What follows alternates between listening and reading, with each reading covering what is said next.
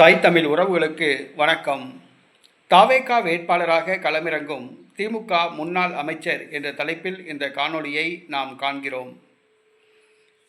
தமிழக வெற்றி கழகத்தை கடந்த பிப்ரவரி மாதம் தளபதி விஜய் ஆரம்பித்தார். வருகிற 2026ஆம் ஆண்டு நடைபெறவுள்ள தமிழக சட்டப்பேரவை தேர்தலில் தமிழக வெற்றி கழகம் களம் காண்கிறது. இந்த தேர்தலில் திமுகவை சார்ந்த பல சட்டமன்ற உறுப்பினர்கள் தாவேகாவுக்கு தாவலாம் என்று கூறப்படுகிறது. திமுக அமைச்சர்கள் 2 பேர் தாவேகா சார்பில் போட்டியிடலாம் என்று கூறப்படுகிறது. இந்த வகையில் திமுக முன்னாள் அமைச்சர் ஒருவர் தமிழக வெற்றி கழகத்தின் சார்பில் தேர்தலில் போட்டியிடப் போவதாக கூறப்படுகிறது. திமுக முன்னாள் அமைச்சர் செஞ்சி மஸ்தான். இவர் வெளிநாடு வாழ் தமிழர் நலத்துறை அமைச்சராக இருந்தார். இவர் விழுப்புரம் மாவட்டத்தை சார்ந்தவர்.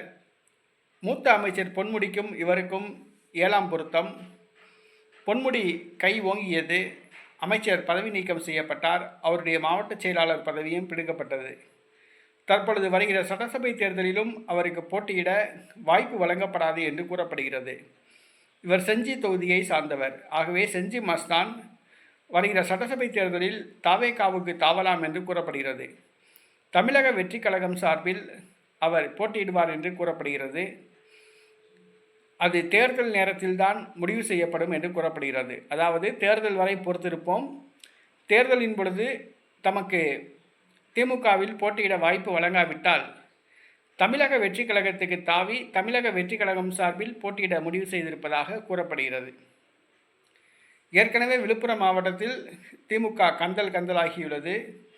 கிழித்து நார் நாராக தொங்கவிடப்பட்டுள்ளது. இந்த சூழ்நிலையில் திமுகவின் முக்கிய புள்ளியான செஞ்சி மஸ்தான் திமுகவில் இருந்து விலகி தாவேகா வேட்பாளராக போட்டியிட உள்ள தகவல் திமுக தலைமைக்கு அதிர்ச்சியை கொடுத்துள்ளது.